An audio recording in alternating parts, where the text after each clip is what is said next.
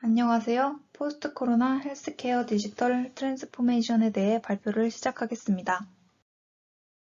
2019년 겨울 코로나 바이러스 전파와 방역을 거치면서 앞으로 다가올 포스트 코로나 시대에 보건의료 체계 또한 변화해야 한다는 의견이 제시되고 있습니다.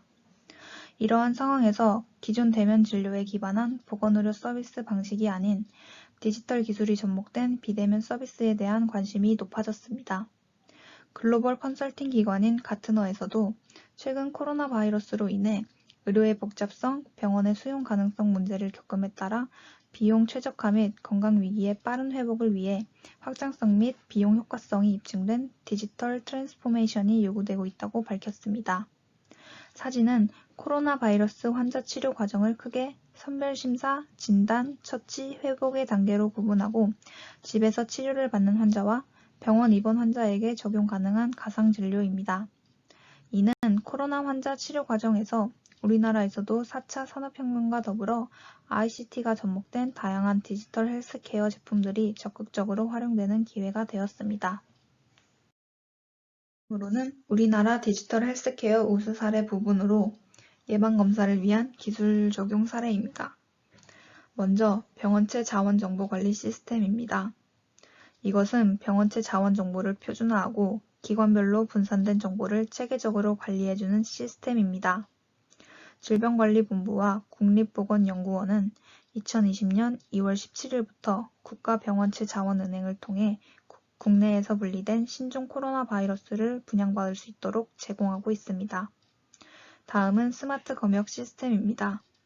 이것은 입국장 검역의 한계점을 보완하기 위하여 외교부, 법무부, 건강보험심사평가원 등 유관기관과 정보통신기술을 연계하여 오염국가 입국자 정보를 확인하고 이것을 활용하여 해외 감염병 신고 문자 안내 및 의료기관 정보를 공유하여 입국 후 감염병의 잠복기간까지 관리하도록 지원해주는 시스템입니다.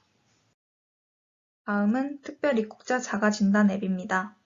이 앱은 입국자의 개인 정보를 입력하는 특별검역 신고 및 증상을 체크하는 일일 자가진단, 가까운 선별진료소 및 1339 안내, 코로나19 관련 행동수칙 등을 안내해주고 있습니다.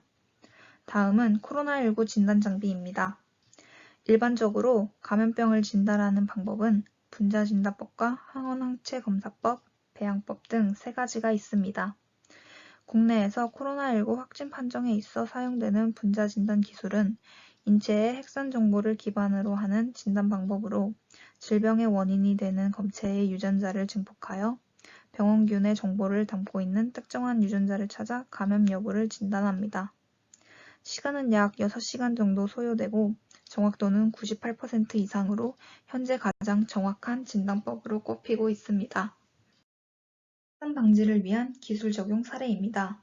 코로나19 확진 환자가 발생하기 시작하면서 질병관리본부는 곧바로 역학조사 지원 시스템에 확진 환자 정보를 요청하고 시스템은 경찰청과 여신협회 승인을 얻어 국내 이동통신사와 카드사 등의 확진 환자의 위치와 동선, 감염 정보를 확보하여 이동 정보와 함께 있던 시민의 정보까지 전달하여 추가 확산을 막기 위한 차단 관리를 실시하였습니다. 왼쪽 사진은 감염병 예방 및 관리에 관한 법률에 따른 역학조사 절차를 자동화하는 시스템으로 대규모 도시 데이터를 수집, 처리하는 스마트시티 데이터 허브 기술을 기반으로 국토부에서 개발하였으며 현재 질병관리본부에서 시스템을 이관받아 코비드-19 역학조사에 활용 중입니다. 코로나 추가 확산을 줄이기 위해서 자가격리자에 대한 모니터링 업무도 지원하고 있습니다. 사진은 자가격리자 안전보호 앱으로 자가격리자의 건강 상태를 스스로 진단하여 전담 공무원에게 자동 통보하고 격리장소 이탈 시 알림을 송출하는 등 지자체 자가격리자 모니터링 업무를 지원하고 있습니다.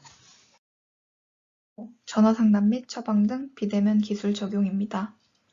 우리나라도 전화상담 및 처방은 의사의 판단에 따라 안정성 확보가 가능한 경우 환자가 직접 방문하지 않고도 전화상담 또는 처방받을 수 있도록 한시적으로 허용하고 있습니다. 전화상담 처방에 참여하고자 하는 의료기관을 대상으로 같은 질환에 대해 지속적으로 진료를 받아오면서 오랜 기간 같은 처방이 이루어지는 경우로 의료인이 해당 환자 및 의약품 처방에 대한 안정성을 인정하는 경우에 대해 외래 환자 진찰료, 재진찰료를 산정해주는 방식입니다. 그 다음, 주요 의료기관 비대면 서비스입니다.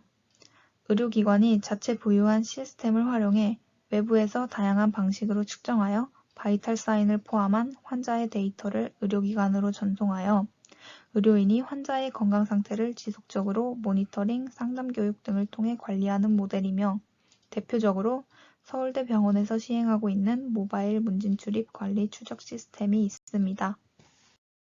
다음은 뉴 노멀 시대 헬스케어 활성화 시사점입니다.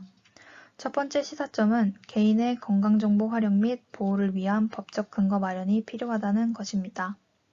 디지털 헬스케어는 대규모의 사회경제적 부가가치 창출이 예상되나 개인의 건강정보를 활용한 서비스 활성화 및 신시장 창출의 장애 요인 해소 등을 위한 법적 근거 마련이 요구됩니다. 건강정보는 적용 법률이 분산되어 있고 수집 및 활용 등에 대한 명확한 가이드가 부재한 실정입니다. 또한 디지털 헬스케어의 혁신은 상당수가 민간 기업의 건강정보 2차 활용 등을 통해 이루어지는 경우가 많은데 민간 기업의 정보 활용 가능 여부 및 그 범위에 대한 해석에 있어서도 사회적 합의가 필요한 상황입니다.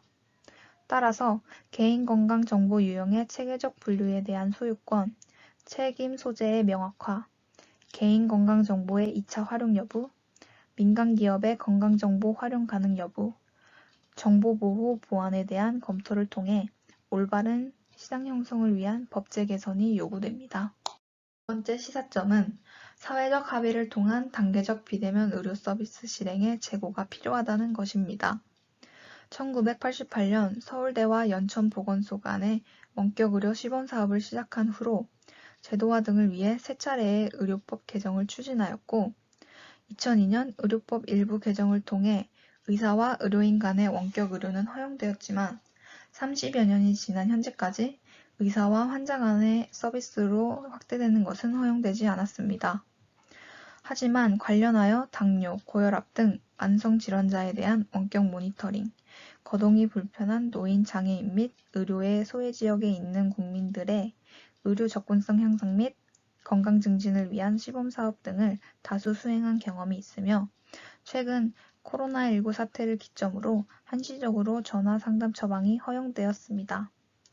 아직은 별다른 의료사고가 일어나지 않았고 환자들의 만족도도 비교적 높았다는 평가가 있으며 대형 병원의 쏠림 우려와 달리 횟수 및 진료 금액 측면에서 40% 정도는 동네 의원을 이용한 것으로 나타났습니다.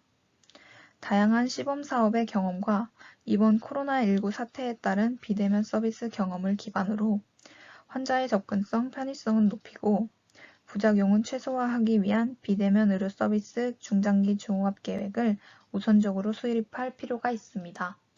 마지막 시사점은 지속 가능한 산업 육성을 위한 선순환 생태계 조성에 관한 것입니다. 디지털 헬스케어는 국민의 생명과 건강에 직결되는 분야로 국민 건강 증진 및 의료의 형평성 유지에 기여하는 방식으로 활용될 수 있도록 올바른 시장 형성이 중요합니다. 헬스케어 산업은 신성장 동력으로서의 산업적 측면 이외에도 국민의 건강과 안정을 확보하는 측면을 동시에 고려해야 하는 분야로 신기술의 도입에 안정성 확보라는 최우선 목표를 두고 신중하게 접근해야 할 것입니다. 이상으로 발표를 마치겠습니다. 감사합니다.